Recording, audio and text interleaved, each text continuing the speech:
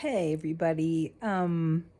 If you're watching this, thank you for watching this. I guess that would mean you're like, "Oh, I was alerted that Dara's leaving a video. I'm curious to see what Dara has to say." Uh, I haven't left a video in a really long time because I haven't been sure if this would be helpful for anyone anymore. And I had an encounter this weekend that made me realize, well, I might as well try and see if this is still helpful. Because here's the deal: I am not a practicing therapist anymore, and the name of this channel was Conversations with a Gendered Therapist, and I'm not, as my job, I'm not going around speaking at conferences or doing trainings around trans and non-binary awareness. I'm not doing a lot as a professional in those respects anymore, but I am still non-binary and I'm still queer, and I know how helpful it is to me to hear stories from people who are also non-binary and queer, and especially maybe being a little older like myself.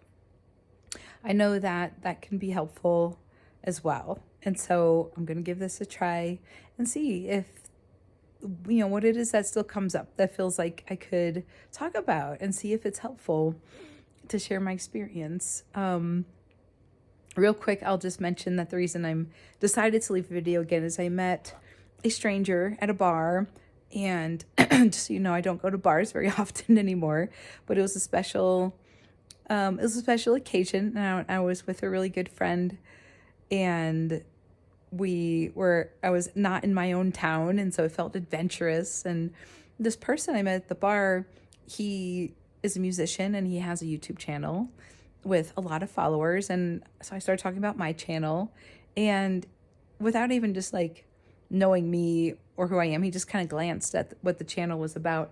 And he basically said, like, you still have things to say that people want to hear. So just go for it. Like, do it. What's the harm?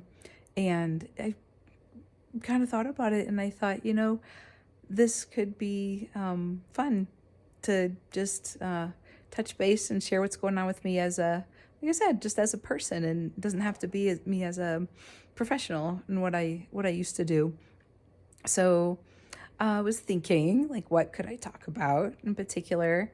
And this weekend that I was sharing with you, something that happened so basically I took like almost like 2.5 days where I was just going out and about with my friend, and we were at restaurants or coffee shops, and you're just walking about and doing your thing, and people gender you, and it happens a lot. And so most often it was ladies, as that we were gendered. And my friend, who's cisgender, she noticed, she was talking to me this morning about how eye-opening it has been for her to spend this time with me, to see how often I get misgendered, and just really having a lot of sympathy, and like frustration too. Like, this sucks that this happens to you, like, so often. And it's like, you can know it in theory, but when you actually spend time with somebody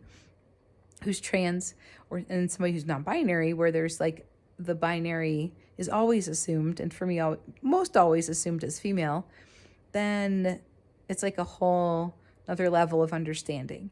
And even though it is in and of itself was ranged anywhere from annoying to frustrating to be misgendered, during this weekend, it was very comforting to have somebody witness it and just really hold space. And like, I felt very, as they say, I felt very seen as a non-binary person. And it even helped I realized that I minimize it at times, the impact it has on me to be misgendered so often, and try to just like let it slide off. And if I'm in the mood to like correct somebody, like, knowing that that takes energy and effort. And it was actually really nice to be able to talk about it and know that the person, even though they don't go through it personally, that there was a a lot of, like I said, just being seen in that way.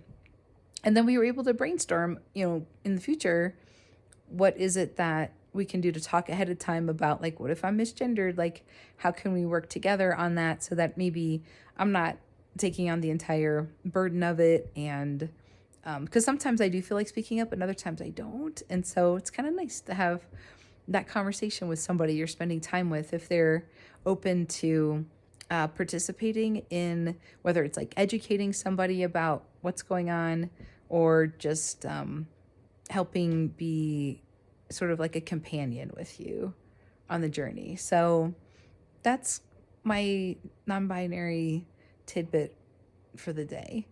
And I appreciate that you checked in to see like what I was going to talk about today. I have top surgery coming up this summer, and I'll pop on and I'll start talking more about that because that's been an interesting journey for me as well. So I don't know if you feel like saying hi in the comments, and if this seems like this would be cool for me to pop on just as Dara the human. Not that therapists aren't humans, but you know what I mean. Without me being Dara the therapist or anything like that, then I'll keep coming back and I'll keep talking more. So in the meantime, hope you're well, and we'll catch each other later.